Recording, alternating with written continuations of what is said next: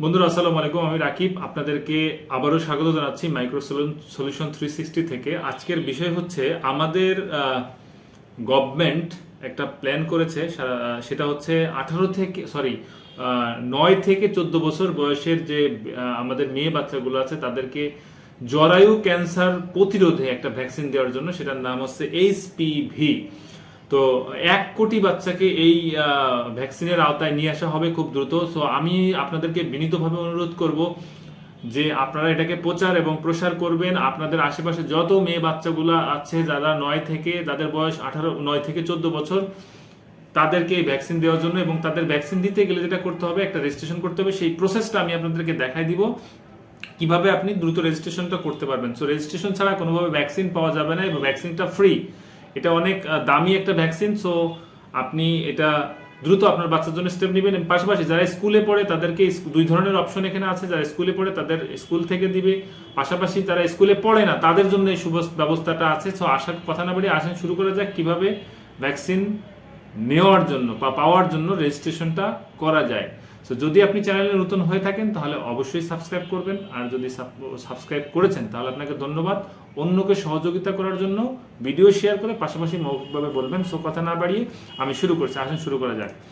প্রথমে আমরা যে কাজটা করব, এই যে একটা ওয়েবসাইট লিংক আছে, www.Vaxepi.gov.bd, এই লিঙ্কটা আমি ভিডিও ডিসক্রিপশনে দিয়ে দিব। এটা আপনি মোবাইল থেকে বা কম্পিউটার স্ক্রিন থেকে যে কোনোভাবে রেজিস্ট্রেশন করতে পারেন, দুইটাই প্রসেস এক। যখন আপনি লিঙ্কটা ক্লিক করবেন এই ইন্টারফেসে আপনাকে নিয়ে আসবে। এই ইন্টারফেসে নিয়ে আসার পরে এখান থেকে 4টা স্টেপ আছে, 1 2 3 4। ওকে, এই 4টা স্টেপের ভিতরে আমাদের যেটা করতে হবে, আমাদের রেজিস্ট্রেশন করতে হবে। রেজিস্ট্রেশন করার পরে আমরা লগ ইন করবো, তারপরে আমরা তথ্যটা আপলোড করব, দেন ভ্যাকসিনের জন্য আবেদন করবো। বিষয়টা এরকম। এবং সার্টিফিকেট, এটা খুবই গুরুত্বপূর্ণ। সার্টিফিকেটের জন্য যে সার্টিফিকেট, ভ্যাকসিন সার্টিফিকেট জন্য একটা পোর্টাল রেডি হবে অ্যাপ্লাই করার পরে।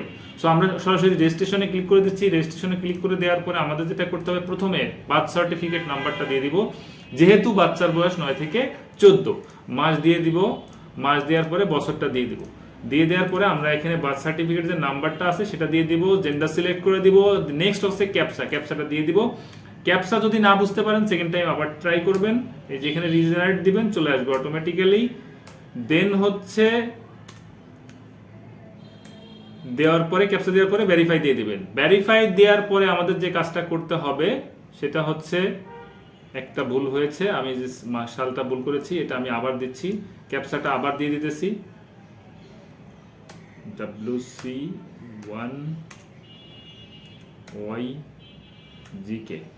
ওকে, ভেরিফাই দিয়ে দিলাম। দেখেন অটোমেটিক্যালি আমার এটা চলে আসছে। আসার পরে আমাকে যেটা করতে হবে, এই যে ওনার বাবা মায়ের নামও চলে আসছে। এরপরে দেখেন এখানে মোবাইল নাম্বার, আমরা এখানে মোবাইল নাম্বারটা দিয়ে দিব। দেন সে ইমেল অ্যাড্রেস, আমরা ইমেল অ্যাড্রেসটা দিয়ে দিব। অনেকে তথ্য দিতে চান না।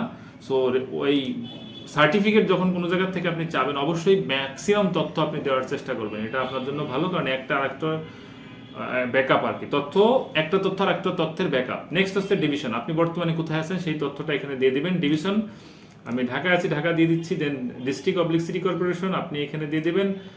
নেক্সট হচ্ছে আপনি কোন থানায় আছেন সেটা আপনি দিয়ে দিবেন। নর্থ সিটি কর্পোরেশন, দেন মিরপুর। দেন হচ্ছে গিয়ে আপনার এখানে আপনি সিলেক্ট করে দিবেন, জোনটা সিলেক্ট করে দিবেন, ওয়ার্ড সিলেক্ট করে দিবেন। দেওয়ার পরে আপনি কি করবেন, আপনার এখানে যদি গ্রাম হয় তাহলে গ্রামের অ্যাড্রেস দিয়ে দিবেন। হাউস নাম্বার থাকলে আপনি দিয়ে দিবেন, না থাকলে আপনি সাবমিট দিয়ে দিবেন। সাবমিট দেওয়ার পরে আপনার মোবাইলে একটা ওটিপি আসবে, সেই ওটিপিটা এখানে দিয়ে দেওয়ার পরে সাবমিট করে দিবেন। তো আমরা ওটিপিটা দিয়ে দিচ্ছি, ওটিপি দিয়ে দিলাম এবং সাবমিট করে দিলাম।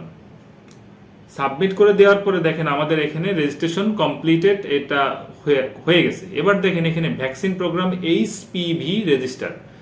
এতক্ষণ আমরা আমাদের তথ্য দিয়ে সহযোগিতা করেছি সিস্টেমকে। এবার আমরা কি করব, ভ্যাকসিন রেজিস্ট্রেশন করব। এখানে দেখেন ড্যাশবোর্ড আছে, প্রোফাইল আছে, লগ আউট আছে। আপনি চাইলে প্রোফাইল থেকে আপনি আপনার তথ্য এডিট করতে পারেন। এবার আমরা রেজিস্টার। সো বন্ধুরা, ভ্যাকসিন রেজিস্ট্রেশন যে ইয়াতে বারে ক্লিক করার পর আমাদের এখানে 2টা অপশন থাকবে। এই 2টা অপশনের প্রথমটা হচ্ছে যারা স্কুলে পড়ে, আর পরবর্তীটা হচ্ছে যারা স্কুলে পড়ে না। তো আমি 2টাই দেখাচ্ছি, কিন্তু আমি ফাইনালি একটা আবেদন করব। তো প্রথমে যারা স্কুলে পড়ে তাদের ক্ষেত্রে কি করতে হবে, এই ইন্টারফেসে যখন নিয়ে আসবে, আসার পরে আপনি চাইলে এখান থেকে তথ্য কিন্তু আপডেট করতে পারেন। হ্যাঁ, যে আমি এই ওয়ার্ডে চাচ্ছি না, এই ওয়ার্ডে চাচ্ছি, এরকম করে আপনি কাস্টমাইজ করতে পারেন। ডিভিশনের ক্ষেত্রে প্রথমে ডিভিশন সিলেক্ট করবেন। সাপোজ আমি এখানে ঢাকা সিলেক্ট করলাম, তারপরে এখানে সিটি কর্পোরেশন সিলেক্ট করব। হ্যাঁ, সিটি কর্পোরেশন সিলেক্ট করার পরে তারপরে উপজেলা বা থানা সিলেক্ট করব। থানা আমি এখানে দিয়ে দিলাম, মতিঝিল দিয়ে দিলাম। তারপরে আমি সিলেক্ট করব, এখানে ধরেন জোন আসবে, জোন সিলেক্ট করব। তারপরে ওয়ার্ড সিলেক্ট করব। সাপোজ ওয়ার্ড সিলেক্ট করার পরে তারপরে কি আসবে, কোন প্রতিষ্ঠানে সে পড়ে। হ্যাঁ, এই প্রতিষ্ঠানটা সাপোজ আমি সিলেক্ট করলাম।